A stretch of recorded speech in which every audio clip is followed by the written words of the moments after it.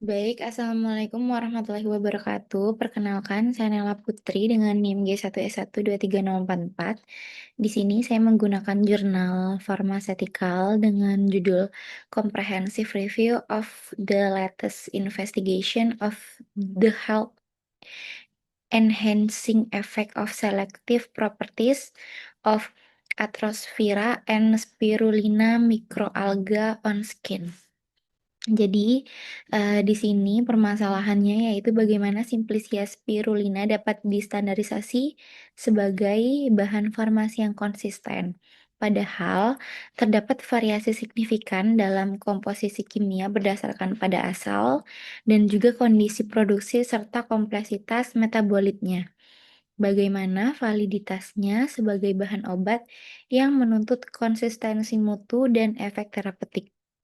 Jadi, di sini dijelaskan bahwa, kandungan lipid dari spirulina ini bervariasi mulai dari 1,9% sampai dengan 6,1% tergantung dari asal negaranya. Kemudian, di sini juga disebutkan bahwa kandungan asam lemak yang tak jenuh ini paling tinggi ditemukan pada sampel di USA. Tadi di penjelasan yang pertama, itu, variasi kandungan lipid menunjukkan bahwa spirulina ini dari sumber yang berbeda memiliki komposisi zat aktif yang tidak sama, sehingga perbedaan itu dapat menyebabkan perbedaan pula pada potensi daripada efek farmakologisnya. Sedangkan dalam farmasi, konsistensi dari komposisi ini sangat penting untuk menentukan dosis dan juga menjamin efek terapi. Kemudian, pada perbedaan kandungan asam lemak ini menunjukkan bahwa lokasi produksi ini mempengaruhi kualitas nutrisi dan juga bioaktivitas daripada produk ataupun Simplicia. Dan, jika bahan baku ini berbeda lokasi yang menghasilkan komposisi yang berbeda pula, maka standar mutu Simplicia ini menjadi sulit untuk ditetapkan secara universal. Lalu, di sini dijelaskan mengenai spirulina ini memiliki komposisi metabolit primer dan juga sekunder yang kompleks, sehingga kompleksitas di sini nih berarti, seperti terdapat banyak senyawa aktif dengan fungsi yang berbeda ataupun masing-masing senyawa ini dapat berubah tergantung pada kondisinya, sehingga sulit untuk menentukan senyawa mana yang menjadi indikator utama serta, perubahan kecil daripada komposisi spirulina ini bisa mengubah efek daripada biologisnya. Lalu di sini disebutkan bahwa diperlukan sistem kontrol yang ketat dan juga monitoring yang rutin karena, komposisi daripada spirulina ini tidak stabil secara alami, sehingga konsistensinya tidak bisa diharapkan dari bahan mentah saja. Jadi solusinya yaitu seluruh proses ini dikontrol, dimulai dari budidaya, panen, ataupun pengolahan dan juga kondisi lingkungan ini dibuat, secara seragam. Lalu di sini dijelaskan juga mengenai, budidaya terstandar dilakukan untuk menjaga kualitas dan menghilangkan zat yang berbahaya. Jadi budidaya yang terkontrol ini memungkinkan untuk kualitas bahan itu menjadi lebih seragam dan juga kandungan zat aktifnya lebih terjaga. Nah, di sini dapat dilihat pada tabel. Pada tabel ini data ini menunjukkan bahwa bentuk dan juga pelarut yang berbeda, itu menghasilkan aktivitas yang berbeda, sehingga membuktikan kalau misalkan komposisi yang terekstrak ini dapat berubah dan juga efek biologisnya itu dapat berubah. Nah, permasalahannya jika tanpa kontrol proses, hasil terapi itu tidak dapat diprediksi. Lalu pada tabel yang kedua yang ini, pada data itu dapat dilihat mengenai komponen yang berbeda, itu dapat menghasilkan efek yang berbeda. Sehingga spirulina ini yaitu merupakan campuran daripada kompleks-kompleks dan bukan satu zat dengan satu efek tetap. Nah, sehingga untuk Solusi yang dilakukan, tadi variasi komposisi dan juga kompleksitas metabolit ini menyebabkan spirulina ini tidak konsisten secara alami sebagai simplicia.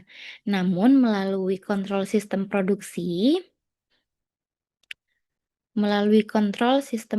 ini tadi, dan juga standarisasi parameter mutu dan pengujian kualitas, variasi tersebut dapat dikendalikan sehingga menghasilkan produk yang tetap konsisten dan dapat diproduksi. Nah, karena tadi masalah utamanya itu adalah variabilitas alami, maka pendekatannya itu bukan menghilangkan variasi, tetapi mengontrol dan membatasi dampaknya melalui sistem produksi dan juga quality control. Selanjutnya, pada jurnal dijelaskan mengenai, penyimpanan yang tidak tepat dan proses produksi biomasa spirulina dapat menyebabkan hilangnya beberapa senyawa aktif. Lalu di sini juga dijelasin mengenai, terjadi degradasi enzimatik terhadap asam hyaluronat, kolagen, dan juga elastin. Dan untuk, enzim MMP itu dapat mendegradasi kolagen. Jadi enzim itu dapat merusak daripada struktur biologis.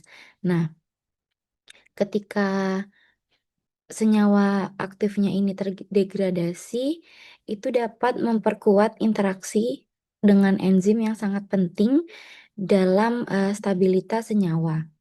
Lalu pada jurnal yang kedua dengan judul Kultur Pangan Alami Spirulina plantensis pada skala laboratorium, itu dijelaskan mengenai, di sini kultur daripada spirulina ini yang dalam skala laboratorium, kultur awalnya itu dilakukan dengan menggunakan wadah kaca steril seperti Erlenmeyer. Lalu disebutkan juga untuk media yang digunakan itu salinitasnya sebesar 15 ppt dan diperlukan air 1034 mili air laut dan juga 966 mili air tawar. Lalu di sini yang mengenai, penggunaan pupuk KW21 yang mengandung unsur hara makro dan juga mikro yang lengkap ini, itu menekankan, terkait dengan media nutrisi atau sumber makanan terkait sel ataupun alga.